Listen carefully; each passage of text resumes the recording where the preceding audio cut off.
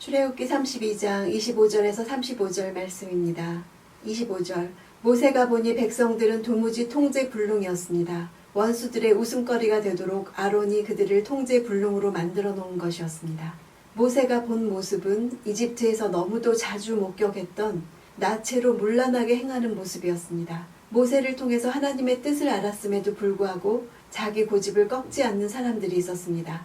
당시 이스라엘이 하나님을 섬기기 위해 이집트에서 나와서 오히려 하나님을 멀리하고 이방 우상인 송아지 형상을 섬겼던 것은 하나님이 아닌 다른 우상을 섬기면서 이스라엘을 대적하던 주위의 이방 나라 사람들의 조롱거리가 되기에 충분했을 것입니다. 즉각적이고 신속한 심판이 이루어져야 했습니다. 우상 숭배는 뿌리를 뽑아야 합니다. 거룩을 잃어버린 하나님의 백성은 마귀의 조롱거리와 공격 대상이 되는 것입니다.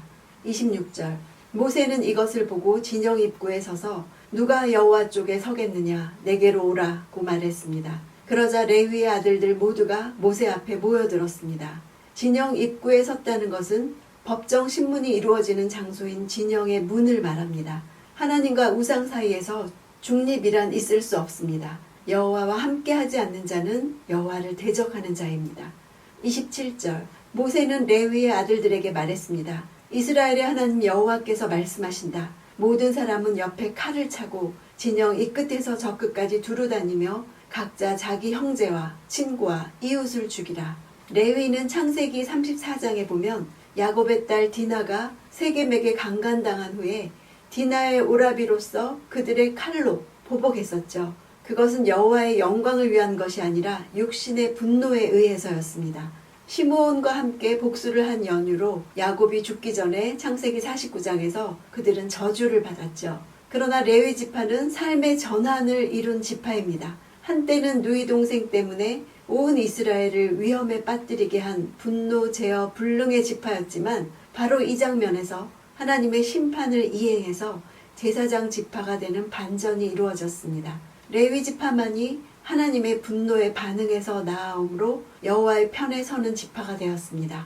28절 레위 자손들은 모세의 명령대로 시행했습니다. 그날 거기 쓰러진 사람들은 약 3,000명이었습니다.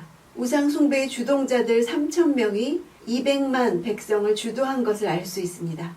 아침에 쾌락과 방탕한 노래가 울려 퍼졌던 진영은 신음소리와 탄식으로 가득하였습니다. 고린도전서 10장 11절에 그들에게 일어난 이런 일은 본보기가 되고 또한 말세를 만난 우리를 깨우치기 위하여 기록되었느니라 이렇게 되어 있습니다. 이 말씀대로 그들은 우리를 위한 모형이 됩니다. 하나님을 대적하는 일에 타협하지 않고 가차없이 잘라내어야 하는 경고를 주십니다. 그리스도인들도 칼을 소유하고 있죠. 그것은 성령의 검, 곧 하나님의 말씀입니다. 우리는 그 칼로서 하나님의 백성들을 타락시키는 모든 영향력을 향해 뽑아야 합니다. 그것은 우리에게 가장 가까운 곳에 있을 수도 있습니다. 레위인들이 한 행동은 고통스럽고 친밀한 관계의 포기와 관계의 파탄을 가져왔지만 대신 공동체의 전멸을 막았습니다. 29절 모세는 너희는 오늘 너희 아들과 형제를 칠 정도로 여호와께 자신을 거룩하게 구별해 드렸다. 그러니 주께서 이날에 너희에게 복을 주실 것이다 라고 말했습니다. 레위 자손이 그 형제와 친구와 이웃을 죽인 상황은 매우 비극적이었죠. 무절제하게 방자한 태도를 멈추지 않은 자들은 그들이 알고 있던 사람들에게 죽임을 당했습니다. 이 패역한 상황을 끝장내는데 레위 자손이 중대한 역할을 맡았죠. 신명기 33장 8절에서 10절에서 모세는 레위를 축복하면서 레위에 관해 그가 말했습니다. 주의 둠밈과 우림이 주의 거룩한 자와 함께 있게 해주십시오. 그는 자기 부모에 관해 그들을 생각하지 않는다고 말했습니다. 그는 자기 형제들을 인정하지 않고 자기 자식들을 알아보지 못했습니다. 그러나 그는 주의 칼을 바라보고 주의 언약을 지켰습니다. 이렇게 제사장 지파가 되어서 우림과 둠밈을 사용할 특권을 말했습니다. 또 하나님의 거룩한 요구를 준행하는 일에 대해서는 타고난 관계마저 인정하지 않고 공동체의 법과 질서를 회복시킨 것을 축복했습니다. 30절 이튿날 모세는 백성들에게 너희가 큰 죄를 지었다. 그러나 이제 내가 여호와께 올라갈 것이다. 혹시 너희를 위해 속죄할 수 있을까 해서다 라고 말했습니다. 백성들의 큰 죄는 아직도 해결되어야 할 것들이 남아 있었습니다. 그 자신이 하나님을 대신해서 행한 심판에도 불구하고 그들에 대한 용서는 자신의 권한 밖의 일이었습니다. 죄를 용서할 권세는 오직 하나님께만 있습니다.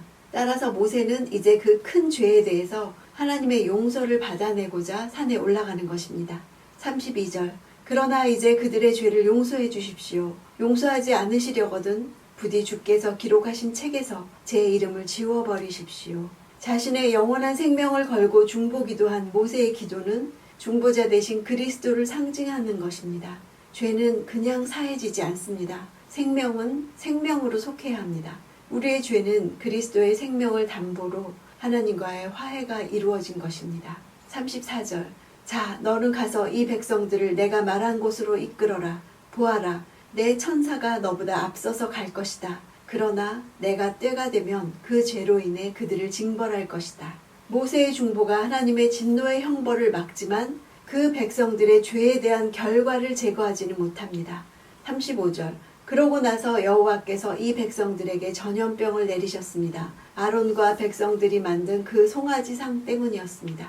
2차 진노로 전염병이 임했습니다. 고린도전서 10장 8절을 보면 그들 가운데 어떤 사람들과 같이 너희는 우상 숭배하는 자가 되지 말라. 기록된 바 백성이 앉아서 먹고 마시며 일어나서 뛰논다 함과 같으니라. 그들 중에 어떤 사람들이 음행하다가 하루에 2만 3천 명이 죽었나니 우리는 그들과 같이 음행하지 말자. 2만 3천 명이라 기록되어 있는 것을 보니 전염병으로 인해서 2만 명이 더 죽은 것을 알 수 있습니다.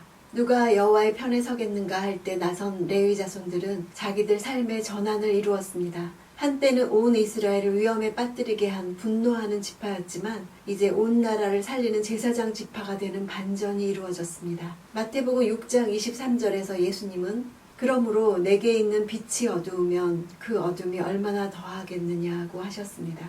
빛이 되어야 할 성도가 세상을 더 어둡게 합니다. 소금이 되어야 할 성도가 부패해서 세상을 더 어지럽힙니다. 세상에 갈등을 더하게 합니다. 우리에게 있는 빛은 하나님이 드러나시는 것입니다. 레위 자손들이 보인 헌신으로 공동체 안의 우상들이 죽어나갔습니다. 우상을 제거하는 것은 이렇게 끊어내는 고통을 감수하는 일입니다. 그러나 그렇게 할 때 공동체가 정결해지는 것입니다. 내가 하나님 이상으로 믿는 것이 무엇입니까?